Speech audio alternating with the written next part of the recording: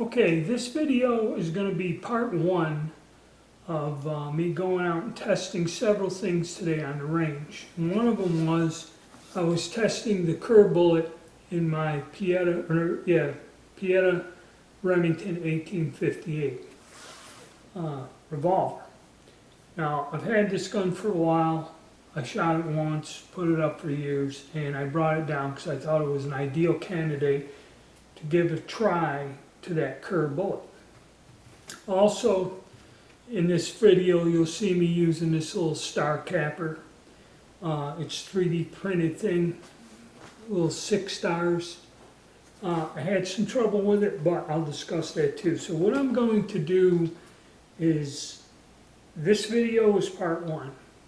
And watch it through. I do an intro and a conclusion of my time on the range. I'm going to make a part two, and in part two I will discuss this gun. I had some problems with the gun, what I did to fix them, okay? You'll see I had some problems with this star capper, discuss that and how it kind of worked out. And also, lastly, I will give the chronograph results for the 2 loads I used, which was 22 grains of 3F and 24 grains of 3F for the Kerr bullet in this pistol, okay? But in this video, you're going to see me shoot the pistol and accuracy results from there, okay? So stay tuned and please watch the second video. Okay, today we're going to test our Kerr bullet. I have a Pietta copy of a Remington 1858 Army. Now the guy that does the bullet molds, this is the gun that he competes with and uses, a Pietta. And we have a bunch of our bullets lubed up. And he says he uses 22 grains. So what we're going to do is we're going to try, and I got the chronograph set up, I'm going to run 22 grains and 24 grains with this bullet. And I got my pre-measured charges. And let me fish one out of here.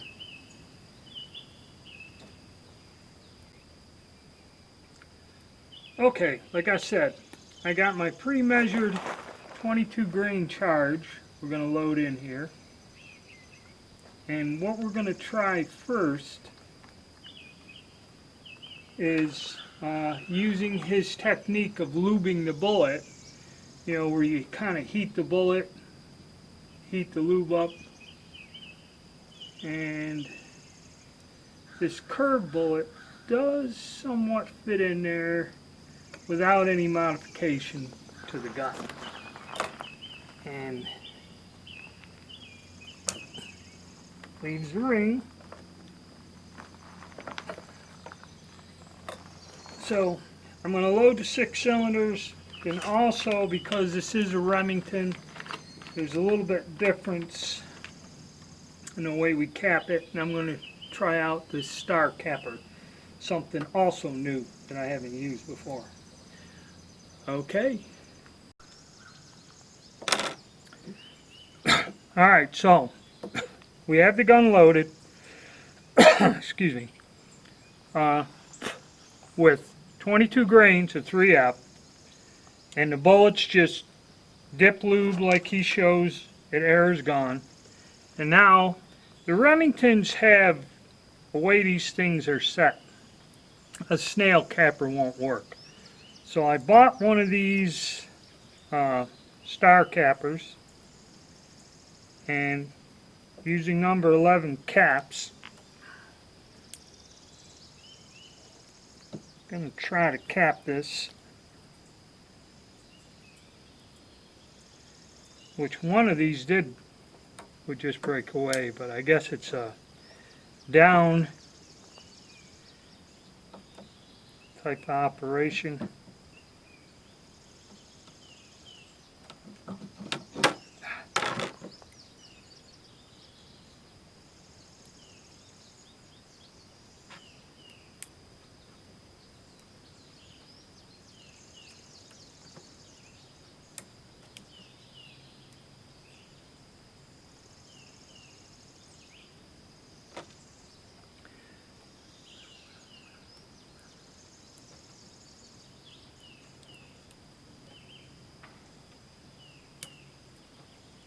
There we go.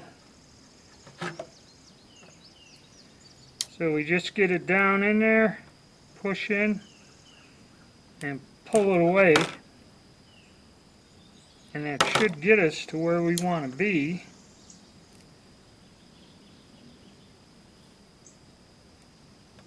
So very convenient.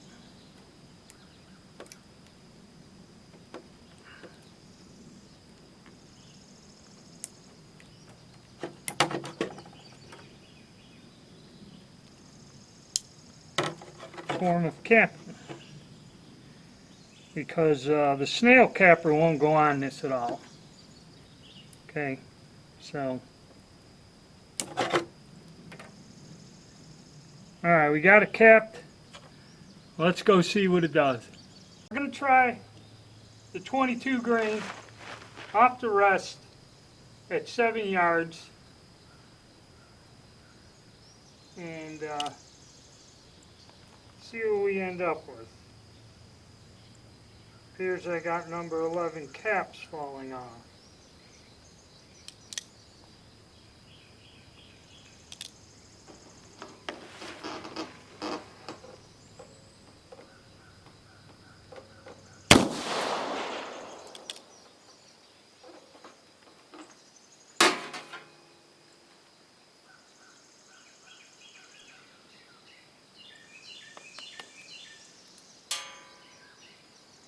Yep, number 11s are falling off of the nipples.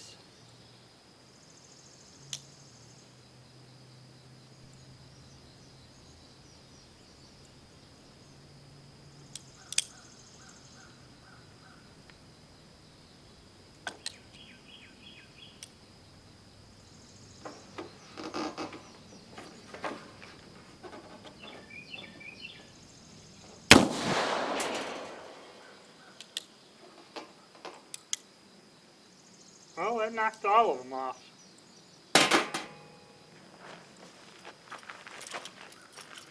So, come back.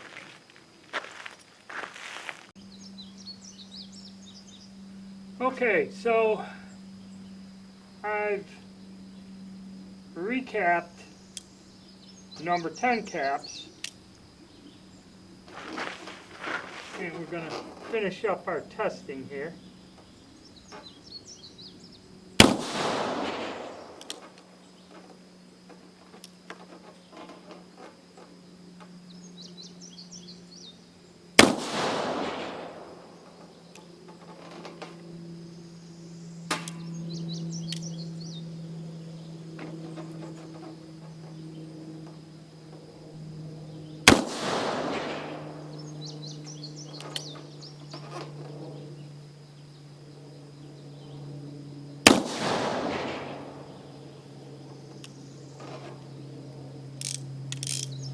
Alright, no jams, no nonsense other than using the wrong size caps. So far so good. And we'll go look at this target.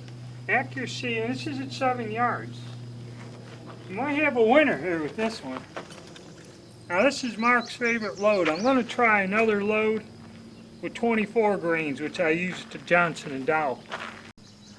Okay, that's what we got. That's pretty respectable. That rust isn't the best thing, and shaky, the sun's in my eyes. So that's a hell of a group, okay? So it looks like this bullet, you know, and I'm not gonna, I don't know, I may try it with the Johnson & Dow just to see. That ram is gonna deform them bullets real bad. It doesn't do too terrible on these, but still, that's fairly good accuracy. Alright, second round. And I'm running this on the chronograph. I think I have to go ahead and string change. The only difference here is 24 grains of powder. It was about 600 some feet per second with the 22 grains. Accuracy was pretty good.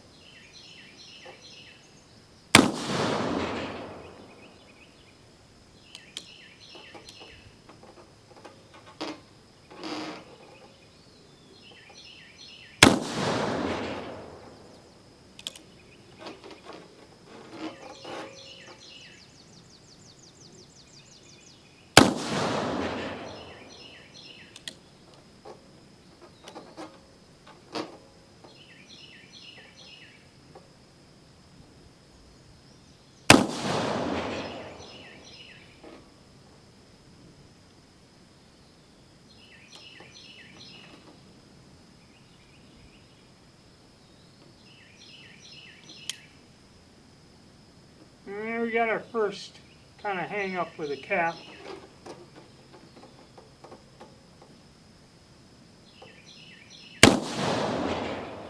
But still not as bad as the Colt.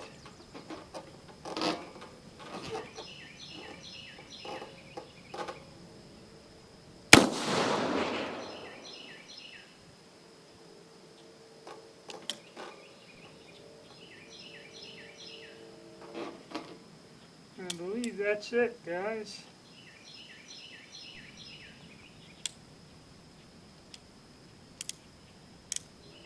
Yep. Okay, we'll go look at the target.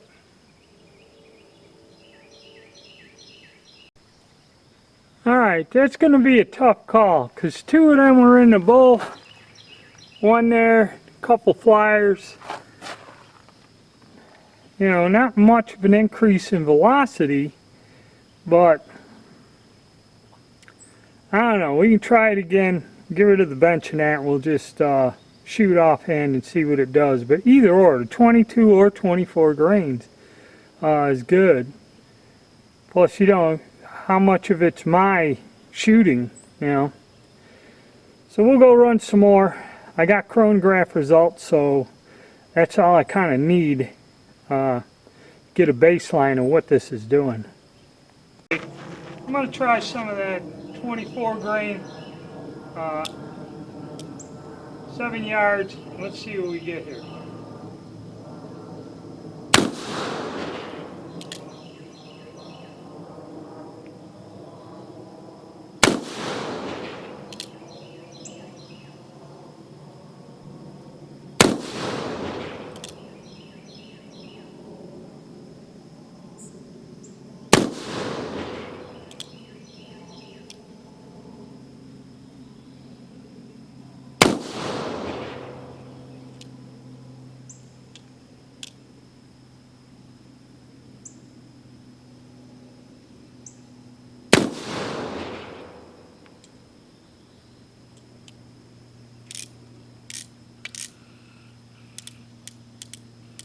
Pretty good load. Go down and take a look.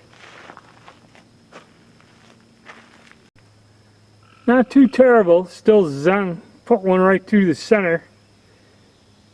So that's offhand, and I'm pretty shaky, so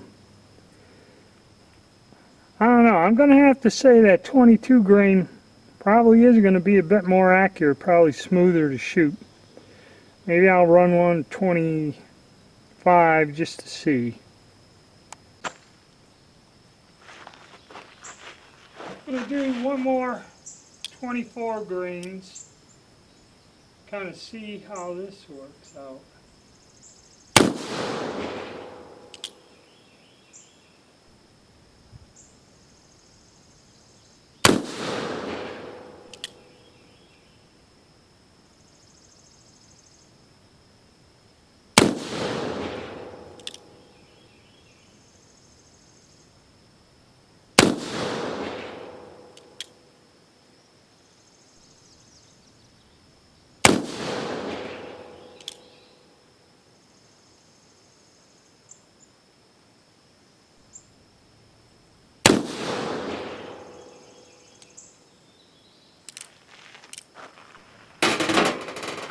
Well, we'll go take a look.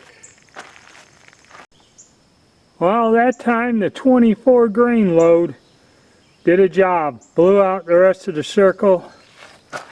1, 2, 3, 4, 5, 6.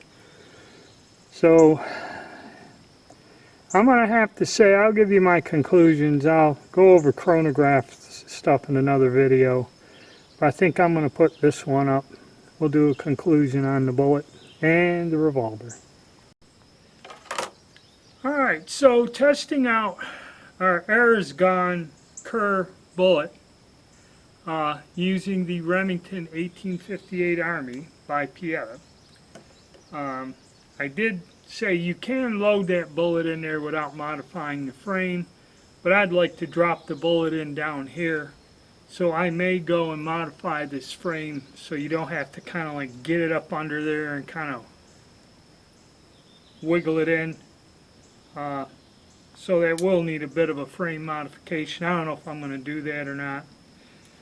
But so far, the results with this gun, the Kerr bullet, it's doing about 600 feet per second, but it's accurate as hell.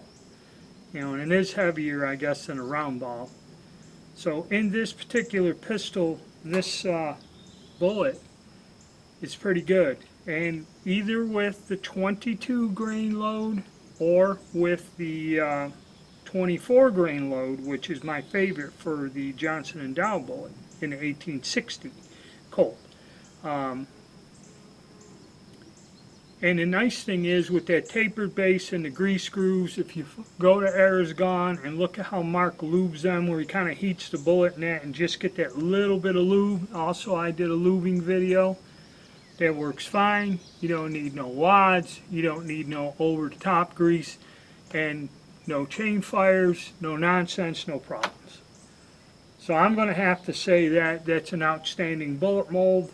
You know, if you're on the fence, or if you don't know, go with the Kerr bullet before I'd go with the Johnson & Dow, because the Kerr could be used in like this Remington. I'll try it out in my Spencers and Rogers.